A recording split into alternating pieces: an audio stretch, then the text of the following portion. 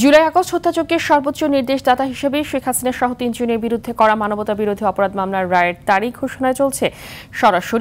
আমরা সরাসরি চলে যাচ্ছি ট্রাইব্যুনালে। সংগঠিত যে ম্যাসাকার এবং মানবতা বিরোধী অপরাধ, সেই অপরাধের দায়ে তাদের বিরুদ্ধে এই মামলাটি করা হয়েছিল। দীর্ঘ পথ পরিক্রমা শেষে, সাক্ষ্য গ্রহণ শেষে, উভয় পক্ষের যুক্তিতর্ক শেষে সেই মামলাটি এখন রায়ের জন্য প্রস্তুত হয়েছে। ঘোষণার জন্য আগামী 17ই নভেম্বর সোমবার দিন নির্ধারিত করেছেন।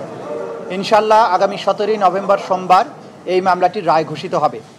এই মামলাটি চূড়ান্ত পর্বে আসার পেছনে আমাদের প্রসিকিউশনের যে সমস্ত সদস্যবৃন্দ অক্লান্ত পরিশ্রম করেছেন, তাদের প্রতি, আমাদের তদন্ত সংস্থার যে সমস্ত তদন্তকারী কর্মকর্তাবৃন্দ তারা অক্লান্ত পরিশ্রম করেছেন এটাকে একটা যথাযথ প্রক্রিয়ার মধ্যে নিয়ে আসার জন্য, তাদের প্রতি, ভিকটিম পরিবার, সাক্ষী যারা দিয়েছেন, যারা নেপথ্যে কাজ করেছেন, সর্বোপরি বাংলাদেশের সাধারণ মানুষ যারা এই বিচার প্রক্রিয়ায় আমাদেরকে পেছনে থেকে সমর্থন করেছেন, সাহস জুগিয়েছেন, তথ্য দিয়েছেন এবং ধৈর্য ধরে আজকে এই মামলাটিকে রায়ের পর্যায় পর্যন্ত নিয়ে আসার ব্যাপারে ভূমিকা পালন করছেন, সেই গোটা জাতির প্রতি প্রসিকিউশনের পক্ষ থেকে আমাদের গভীর কৃতজ্ঞতা, শ্রদ্ধা এবং ভালোবাসা জানাচ্ছি।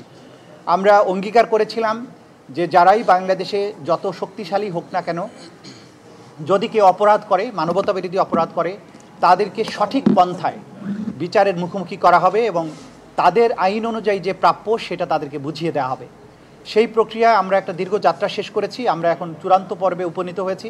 আশা করছি ইনশাআল্লাহ 17ই নভেম্বর আদালত তার সুবিবেচনা, তার প্রজ্ঞা প্রয়োগ করবেন এবং এই জাতির যে বিচারের জন্য আকাঙ্ক্ষা, যে তৃষ্ণা, সেটার প্রতি তারা সুবিচার করবেন এবং একটি সঠিক রায়ের মাধ্যমে বাংলাদেশে সংগঠিত মানবতা বিরোধী অপরাধের একটা ইতি ঘটাবেন এবং ভবিষ্যতের জন্য এই রায়টি ইনশাআল্লাহ দৃষ্টান্ত হয়ে থাকবে, তেমন একটি রায় আমরা প্রত্যাশা করছি।